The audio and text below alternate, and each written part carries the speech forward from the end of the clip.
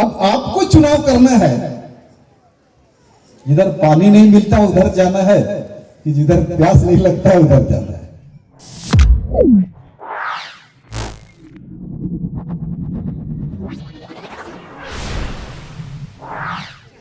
सबों को मेरी ओर से हार्दिक धन्यवाद। और यीशु साहब, इस समय जिस विषय को हमने सुना इसमें कोई परमेश्वर का वचन तो लिखा हुआ नहीं है, परंतु आज मिशन पर्व हम मना रहे हैं, इसलिए जहां तक होगा मैं इसी पुस्तक से आपको कुछ वचनों को बताऊंगा, जिससे आपको पता चलेगा कि वर्तमान परिस्थिति क्या है और हमें क्या करना है। आज हम इसलिए मिशन पर्व मना रहे हैं क्योंकि कुछ लोगों ने सुसमाचार या परमेश्वर के वचन को यहाँ तक लाया। इसी खुशी में हम आज पेरिस होकर के हम आयोजन किए हैं कि इसके से संबंधित आप एक आनंद मनाए, उत्सव मनाए। अब सभी को एक खुशी है और यह मिशन पर्व है। तो सबसे पहले मैं बताऊंगा कि हम लोग कौन है, हम लोगों का पोजीशन क्या है, मसीही लोगों का पोजीशन क्या है इस धरती में या तो ईश्वर की दृष्टि में।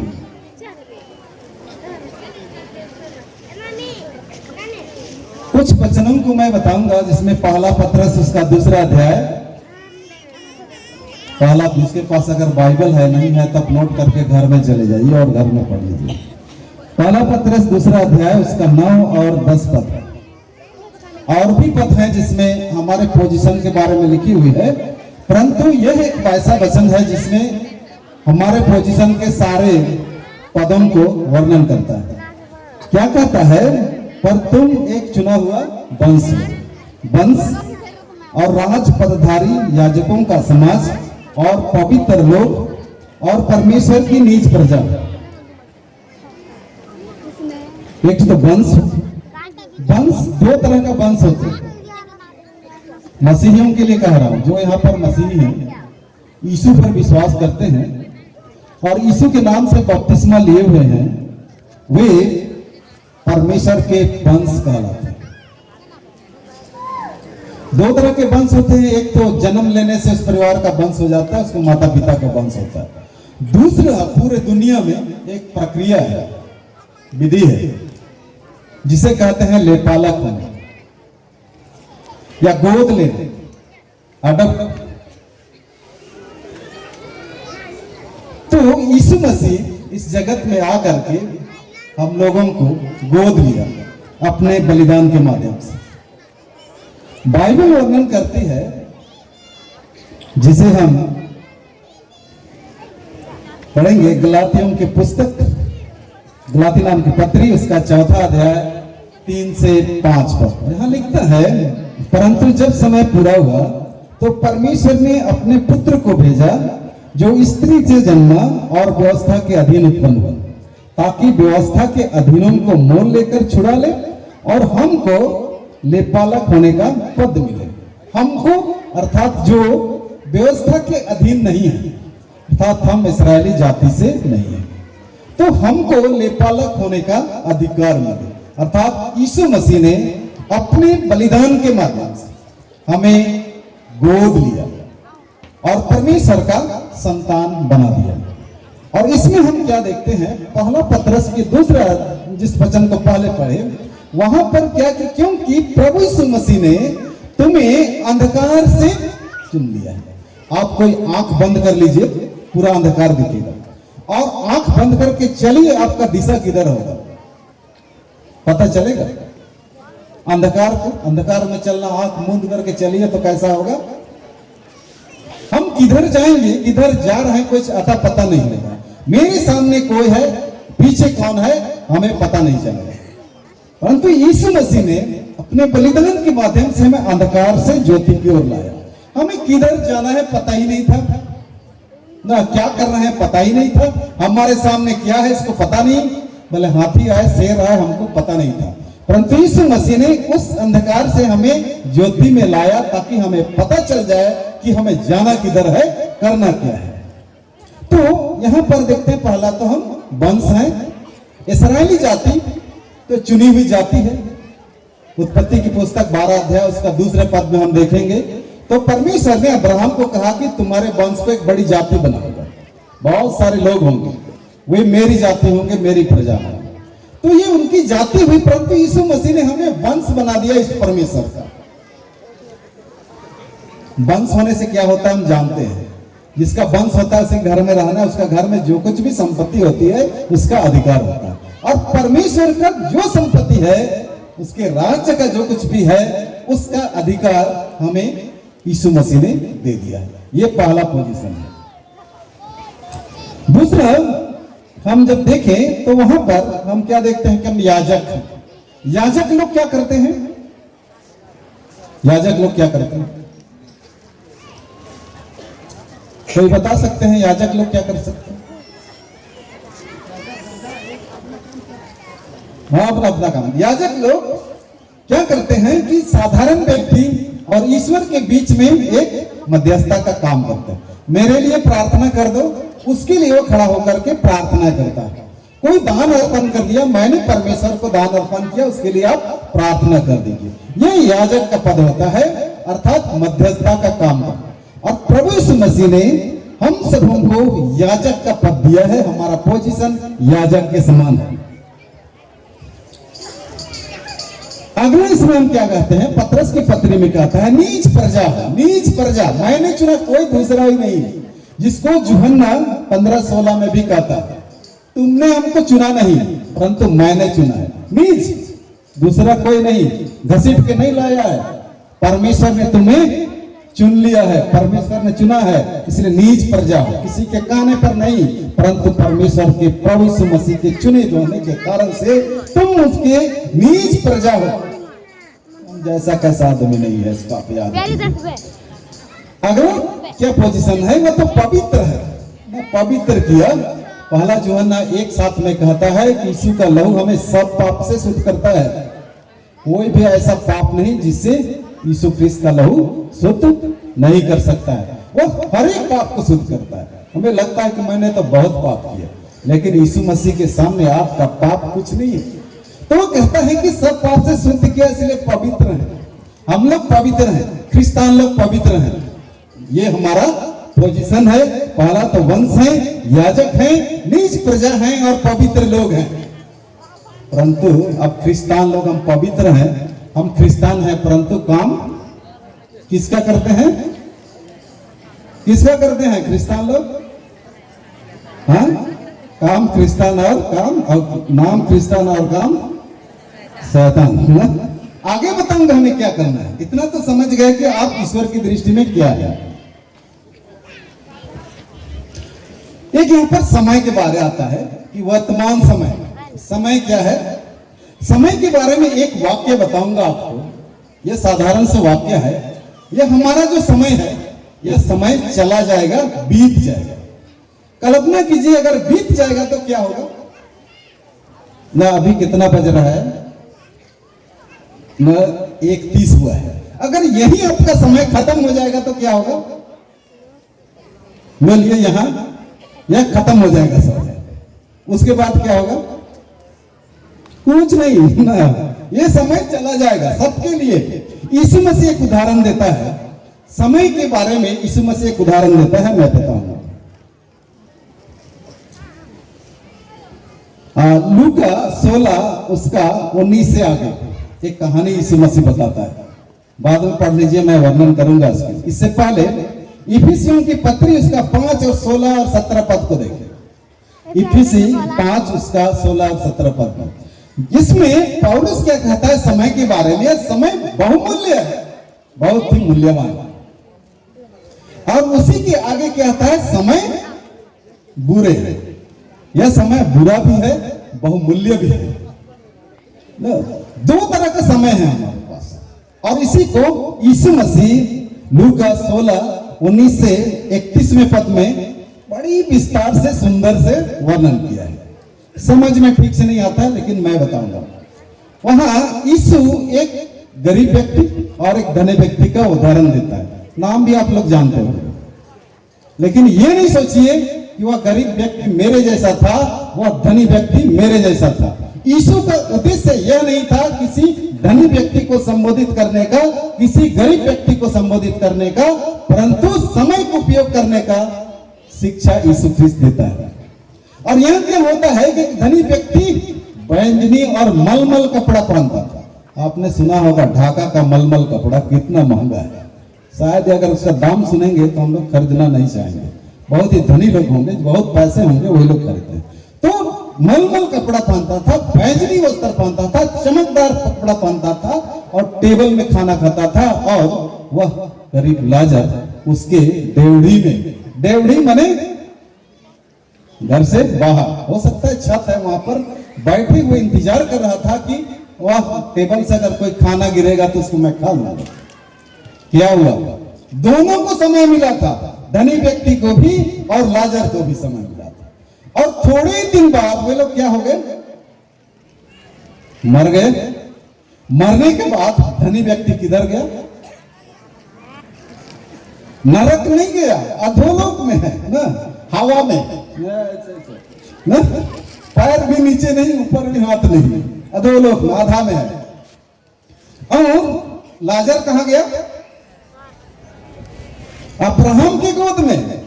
कोई चेयर में नहीं बैठा है, अब्राहम का गोद में, अर्थात जो विश्वासियों का पिता है, इस्राएलियों का पिता है, जो इसे परमेश्वर प्रेम करता है, उसका गोद में बैठा है आराम से। यीशु मसीह इसी समय को बता रहा है। दोनों को बराबर ही समय मिला था। एक डेढ़ी में रहता था, एक के लिए बहुमूल्य था और एक के लिए बुरा था। दोनों ही समय को उपयोग किए और अवसर उसको भी मिला था। तो समय बहुमूल्य है और बुरा भी है हम लोग के लिए। हम लोगों को भी ऐसा ही समय दिया गया है। किसी के लिए बुरा है, किसी के लिए बहुमूल्य है और अच्छा है। समय चला जाएगा, जिसके लिए अच्छा है उसको तो पछताना होगा, और जिसके लिए बुरा है वो तो सोचता है कि चलो खत्म हो गया। हम लोग को भी वैसे ही लगता है। वैसे ही परमेश्वर ने हम सबों को समय दिया है, आप सबों को भी दिया है, मुझे भी दिया है। और यह समय हमारे लिए मूल्यवान है और बुरा भी। और ऐसे समय में हमें क्या करना है, इसके बारे में बाइबल कुछ वर्णन करते हैं। पहला वक्ता कुछ कुछ बातें हमें कहा था, लेकिन उसके क्रम अनुसार मैं बताऊंगा तो आप समझ जाएंगे।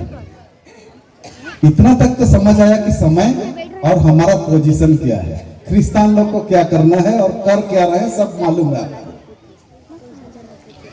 अब हम बताएंगे कि हमें करना क्या है। इस्राएलियों को परमेश्वर ने चुना कि मैं तुझे एक जाति बनाऊंगा। जाति बनाने के लिए, शुद्ध और पवित्र करने के लिए मूसा के माध्यम से 2 पत्थर में कुछ कुछ लिख के दिया। क्या लिख के दिया था? 10 आज्ञा को लिख के दिया था ना।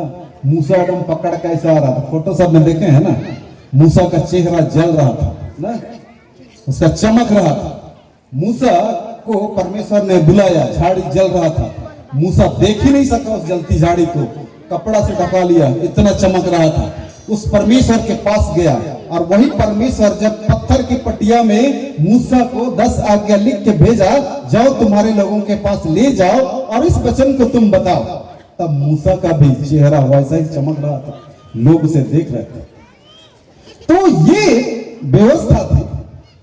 और मिस्र से कनान जाने के क्रम में, कनान पहुंचने से पहले ही परमेश्वर ने, मूसा ने उन्हें आज्ञा क्या दिया, उसे हम सुनेंगे। व्यवस्था विवरण 6 उसका 6 से 9। व्यवस्था विवरण 6 उसका 6 से 9।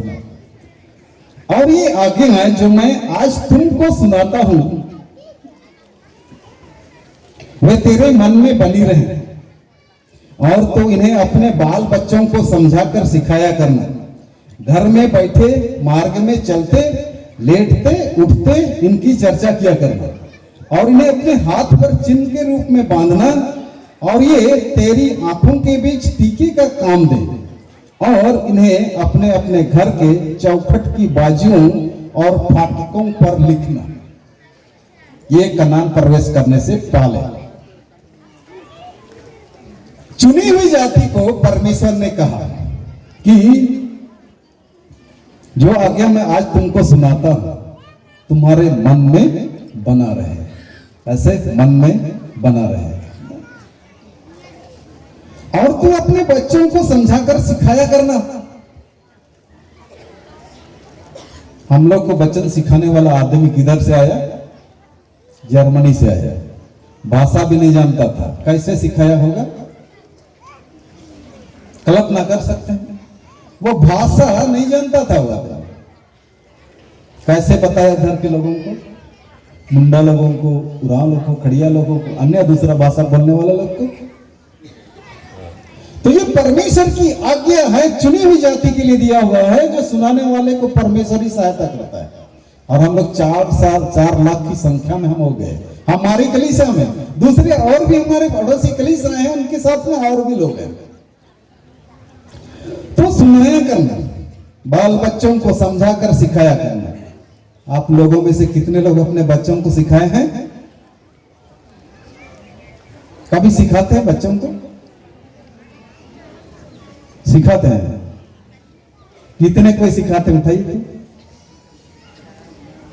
नहीं। ये इस्राएली खुदा, हम आएंगे अभी नीचे और भी, तब परमेश्वर हमें क्या कहता है। ये तो इस्राएली लोगों का था। और क्या कहता है? और घर में बैठे मार्ग पर चलते, लेटते उठते इनकी चर्चा किया करना। कभी 2 आदमी बैठे हैं, इसकी चर्चा कभी किए हैं? हाँ, तेरा ईश्वर मैं हूं, किसी दूसरे को ईश्वर मत मान। माता पिता का आदर करना ताकि तेरा भला हो और इस पृथ्वी पर तेरा जीवन अधिक होगा ना। तो बच्चा बोलेगा, अगर सीखा गया, अगर माता पिता का आदर नहीं करेंगे तो क्या होगा? तो मैं मर जाऊंगा ना। कभी इतना वचन सुने हैं? कभी? आजकल माँ बाप लोग को बच्चे लोग बूढ़ी बोलते हैं। हम लोग सिखाया वैसे ही है ना। माता पिता हमारे लिए बहुत ही मूल्यवान है, और ईश्वर उन्हें कहता है कि अभी समय है, जो अपने मन में माता पिता के लिए सोचते हो वही कर लो, अन्यथा समय चला जाएगा, बाद में पछताओगे ना। बच्चा पूछता है माँ बाप को, तरबूज आप लोग देखे हैं? तरबूज मीठा लगता है ना। बच्चा पूछता है माँ बाप को कि तरबूज मीठा कैसे हुआ? आप जवाब क्या देगा माता पिता? तुम जब सो रहा था ना, उस समय ईश्वर आके उसमें चीनी डाल दिया, जिसके कारण से मीठा हो गया। जब वही बच्चा जब बड़ा होता है, जवान होता है, तो क्या बोलता है? मेरा बाप बूढ़ा और बूढ़ी ना कुछ नहीं जानता है, कुछ नहीं समझता है। ये बच्चा लोग जब जवान होता है ना, 15 से उधर 20 तक हो जाता है ना, बोलने लगे कि कुछ नहीं जानता है। जब वही बच्चा 30 साल 35 साल होगा, जब उसका बेटा 3 साल का होगा, उस समय उसका बेटा भी पूछेगा कि तरबूज मीठा कैसे हुआ, तो क्या करेगा? अपना बाप बताया था उसी को बताया कि ईश्वर आ करके इसमें चीनी डाला। तब उसे याद आएगा कि मेरा बच्चा बुद्धिमान था, मैंने गलत सोचा था कि मेरा बाप नहीं जानता, मेरी माँ नहीं जानती। तब तक उसके माँ बाप गुजर चुके होते हैं। उन्हें उसके इज्जत करने के लिए, उसके माँ बाप को सेवा करने के लिए अवसर नहीं होता है, तब तक इस दुनिया से चले जाते हैं। तब उसे एहसास होगा कि मैंने अपने माँ बाप के लिए मैंने क्या गलत किया था। इसलिए इतने सुंदर वचन को हम अपने बच्चों को नहीं सिखाते। और हम एक मसीह हैं, याजक हैं और पवित्र लोग हैं, क्रिस्तान हैं। अपने बच्चों को इस संदेश को हमने बैठे हुए नहीं सिखाए हैं, हम खाना खाते वक्त नहीं सिखाए हैं, हम अपने घर में रहते हुए नहीं सिखाए हैं बच्चों को। कहां से सीखेंगे? तो ये आज्ञा उन्हें दिया गया। और इनको चर्चा किया करना, अपने हाथ पर चिन्ह के रूप में बांधना। टैटू बनाते हैं आजकल का लड़का लड़की लोग, पैर में, सीना में, गदर में, जहां तहां भी बनाते हैं। क्यों बनाते हैं? कभी लिखे हैं परमेश्वर का वचन टैटू में? कोई तो शेर बना देता है इधर पेट तरफ कोई मगरमच्छ का, छिपकली सबका बना देता है। तो ये क्रिस्तान लोग का काम है क्या? यह कहता है कि चिन्ह के रूप में बांधना, चिन्ह होना चाहिए कि मैं क्रिस्तान हूं, चिन्ह होना चाहिए। और उन्हें अपने घर के चौखट के बाजुओं और अपने फाटकों पर लिखना। चौखट में लिखेंगे तो क्या होगा? उस घर के दरवाजे से होकर कोई पार होता है तो वो भी देखेगा कि माता पिता का आदर करता। किसी घर में लिखा हुआ? माता पिता हम लोग कहते हैं, आजकल का बच्चा लोग मानते ही नहीं। हमने चौखट पर लिखा ही नहीं, दरवाजे पर लिखा ही नहीं, हमने उसका फोटो कहीं नहीं बनाया। तो ये हमारी जिम्मेवारी है। वर्तमान समय में हमें क्या करना है? चौखट में लिखना है। आंखों के बीच के टीके यहाँ पर लगाते हैं। कई बार मैं कहता हूं, महिला लोग भी नहीं जानती हैं कि टीका यहीं पर क्यों लगाता है। यहीं पर क्यों लगाता है? मैं भी सोच रहा हूं कि बाइबल में ऐसा क्यों लिखता है। इधर भी लगा देना चाहिए, इधर कितना बड़ा चेहरा है।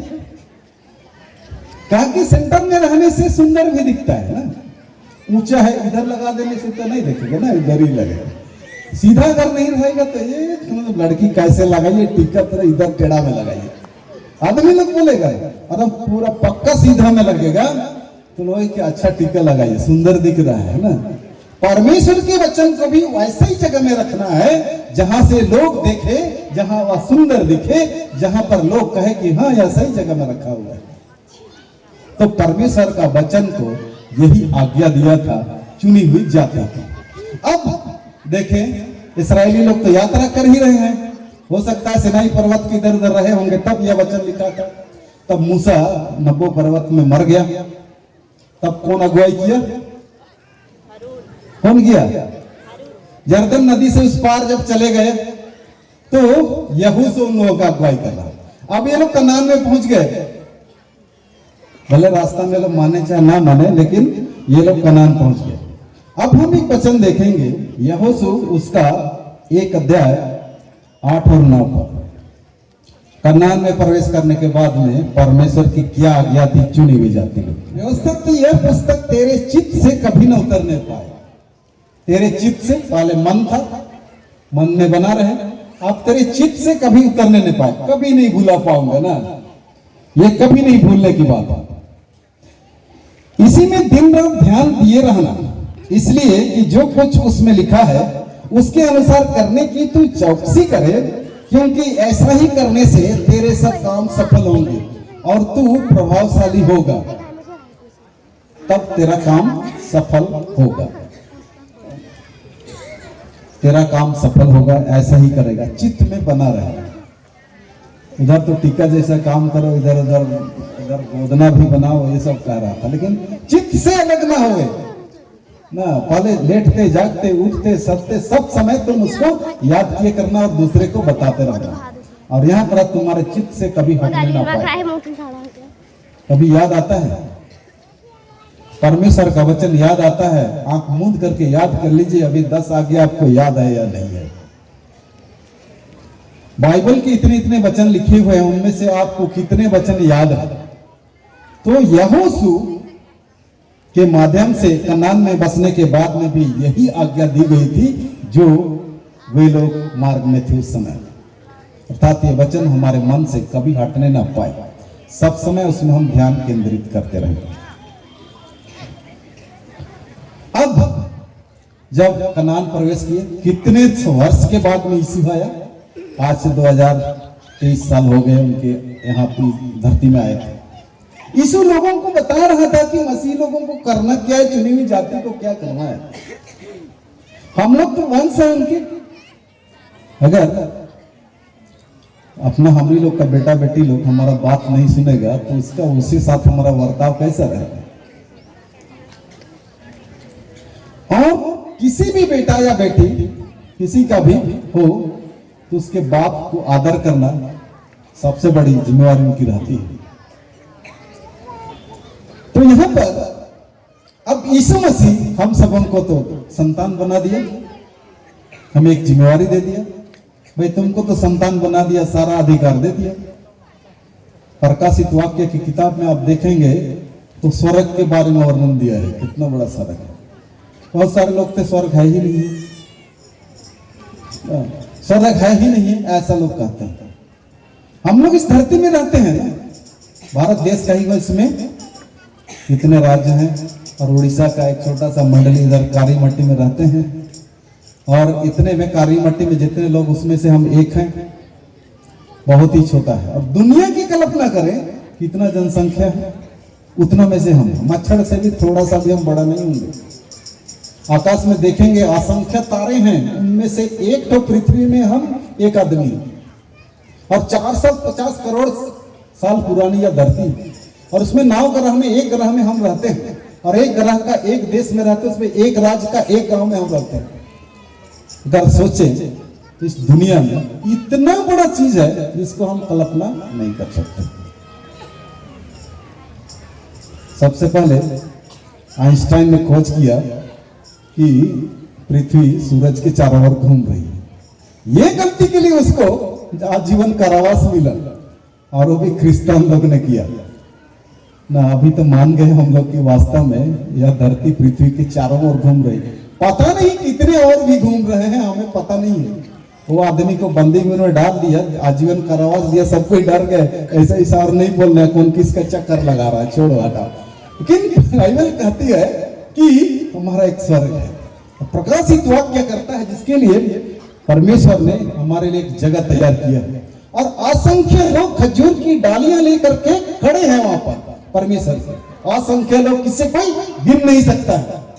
खजूर की डाली माने महिमा करना, यीशु की महिमा कर रहे थे जिस दिन यीशु यरूशलेम मंदिर में प्रवेश किया था। तो खजूर की डालियां लिए कोई गिन नहीं सकता, जिसमें कई भाषा के लोग हैं, भाषा और जाति के लोग हैं जिसे कोई गिन नहीं सकता। असंख्य लोग, दुनिया की जनसंख्या गिनी हुई है, परंतु स्वर्ग जितने लोग वहां खड़े हैं उसको कोई गिन नहीं सकता, उतना जुगन्ना देखता है। तो ये परमेश्वर का राज है। उस राज में हम बुलाए हुए लोग हैं, वंश में वहां जाने के लिए हम हैं, और हमें जिम्मेवारी दी गई है कुछ दिन तुम लोग इधर ही रहो, खेती बाड़ी करते रहो ना। मैं रहूंगा और तुम लोगों को कहां ले जाऊंगा? बहुत अनसंख्य लोग जहां पर खड़े हैं ना, उनके भीड़ में मैं ले जाऊंगा तुम लोग। और कुछ दिन के लिए हम लोग को समय मिला है। अब हम सबों को करना क्या है? उठते बैठते जागते सोते चलते फिरते करना क्या है? सुन लिए, समझ लिए, क्या करना है? परमेश्वर का वचन हमारे मन से निकलना नहीं चाहिए। मत्ती 28:19 और 20 में प्रभु यीशु मसीह कहता है, जहां सारे जगत के लोग न, सारे जगत के लोग, भारत के लोग ही नहीं, पूरा दुनिया के लोग जितना भी है आदमी लोग, जाओ और क्या करो? पिता पुत्र और पवित्र आत्मा। अब तक परमेश्वर ने अपने आप को 3 रूप में प्रकट किया है, एक तो पिता और पुत्र और पवित्र आत्मा। किसी भी प्रकार से किसी प्रकार की भिन्नता ना दिखाओ, परंतु ये तीनों रूप एक ही परमेश्वर का रूप है, और उसके नाम से तुम क्या करो? बपतिस्मा दो, उन्हें शुद्ध और पवित्र करो, अर्थात गलत है उनको सुधारने की शक्ति, ये ज्ञान दो। वे अंधकार में चल रहे हैं, किधर दिशा है इसको नहीं जानते हैं, उसे बताओ कि सही क्या है और हमें जाना किधर है। इन सारी बातों को तुम बताओ, और देखो दुनिया के अंत तक मैं तुम्हारे साथ में हूं। दुनिया के अंत तक मैं तुम्हारे साथ में हूं। हम यहाँ पर मर जाएंगे, हमारे बाद दूसरा भी आएगा, कितने लोग आएंगे, आज से कितने लोग चले गए, सबके साथ में परमेश्वर है। यही यीशु मसीह यही स्मरण दिलाता है। आज हम यहाँ बैठे हुए हैं, यीशु देख रहा है कि हम क्या कर रहे हैं, कल हम क्या करेंगे, यीशु उस समय भी देखता है, इसलिए स्मरण दिलाता है, मैंने तुमको चुन लिया है, याजक बनाया है, पवित्र किया है, तुम्हारे लिए मैंने लहू बहाया है और तुम्हारे लिए आज्ञाओं को दिया है, इसलिए तुम जिधर भी जाओगे, कुछ भी करोगे, मैं तुम्हारे साथ दुनिया के अंत तक रहूंगा। ये हमारी जिम्मेदारी है। अब अंत में मैं यही कहना चाहता हूं, आपको मैं लाजर और अब्राहम की कहानी भी हमने सुनाई, फिर से उसको दोहराना चाहता हूं। एक अब्राहम था जो स्वर्ग में बैठा हुआ था, लाजर उसकी गोद में बैठा हुआ था, और अधोलोक में पड़ा हुआ धनी व्यक्ति क्या कर रहा था? तड़प रहा था। इसका मतलब धनी जैसा व्यक्तित्व करने से उधर क्या होगा, वैसे तड़पने समझते हैं। और क्या के लिए तड़प रहा है? एक बूंद पानी के लिए। और क्या निवेदन कर रहा है, हे अब्राहम आपके गोद में बैठा हुआ लाजर को भेज दे और एक उंगली का सिरा ऐसे डुबा करके मेरे जीभ में ऐसा कर। इसका मतलब लाजर और धनी व्यक्ति जिधर है उधर मिनरल वाटर नहीं मिलेगा। ऐसा मिनरल वाटर उधर नहीं मिलता है। तो एक बूंद है जो हमारे जीभ में डूबा, और उसका तो ऊपर हाथ भी कुछ नहीं है, इधर नीचे भी कुछ नहीं, अधोलोक में है ना। और उसका प्रमोशन होगा तब उधर किधर होगा, उसका पैर अगर गिरेगा तो कहां पर गिरेगा, हाँ जिसको आप लोग नरक बोल रहे थे ना, वो हवा से नीचे जब गिरेगा ना तो उधर गर्म लगता है ना, इधर गर्म भी लग रहा है, पानी भी प्यास लग रहा है उसको। और क्या कहता है अब्राहम, नहीं यहां से वो जा नहीं सकता। उसी दिन तुमको समय दिया गया था जिस दिन वो तुम्हारे डेवड़ी में बैठा हुआ था, अब वह समय चला गया, वही समय आज हम लोग को मिला है। और आगे क्या होता है देखिए कि नहीं हम तो यहाँ तड़प रहे हैं, लाजर को भेज दो, मेरा घर देखा है उधर जहां रोज बैठता था, वहां भेज दो, मेरा भाई लोग है उधर, उन लोग को बता देवे कि हमारे जैसा ऐसा ना करे, नहीं तो हमारे जैसे इधर हवा में करते रहेगा। तो तब क्या बोला अब्राहम, क्या बोलता है, भाई लोग के पास भेज दो, नहीं उनके पास क्या है, क्या है, मूसा की व्यवस्था है, जिसको हम व्यवस्था विवरण 6 से 9 में कहा था, तुम उठते जागते जिसे पट्टिया में लिख के दिया था, वह उनके पास है, उसी को पढ़े। यही आज्ञा आज हमारे लिए है, हमें करना यही है। समझ गए होंगे अब हमें क्या करना है। अब आपको चुनाव करना है, जिधर पानी नहीं मिलता उधर जाना है कि जिधर प्यास नहीं लगता उधर जाना है। तो हमें सोचने की बात है, समय बहुत ही कठिन है और ऐसा कठिन होते चला जा रहा है हमारा जीवन। आज अपने लोग नहीं रह गए। पहले हमारा गांव, हमारा परिवार बहुत सुंदर था। आज अपने परिवार को देखें, अपने घरों को देखें, अपने गांव को देखें, मंडली को देखें, तो हम नाम से तो क्रिश्चियन है, पहले ही बोले थे, नाम है क्रिश्चियन, काम है शैतान। तो आज हमें जो भूमिका हमें दी गई है, जिसको हम भूमिका में निभाना है, जिसे परमेश्वर ने इस्राएलियों को दिया और कनान में बसने के बाद दिया, और हम मसीहियों को दिया गया है। सारे जगत के लोग जाओ और सिखाओ लोगों, जितना तुम कर सकते हो उतना सिखाओ। आज हम देखते हैं कि भिन्न भिन्न जिम्मेवारी हमें दी गई। कितने लोग हम शिक्षक हैं, कितने लोग हल चलाते हैं, कितने लोग दूसरा फौज में काम करते हैं, कितने लोग क्या क्या काम करते हैं। ये तो इस राज्य की जिम्मेवारियां हैं, भिन्न भिन्न क्वालिटी हमें दिया है, ज्ञान बुद्धि सबका अलग अलग है। लेकिन इसके बावजूद भी परमेश्वर चाहता है कि हमारे मन और हृदय में उसका वचन बना रहे। अर्थात जो कुछ भी काम करते हैं, जो कुछ भी जिम्मेवारी हमें दी गई है, उसको स्मरण करके हम काम करें। यही तो परमेश्वर हमसे चाहता है, और इसी काम को करने के लिए हमें समय दिया गया है।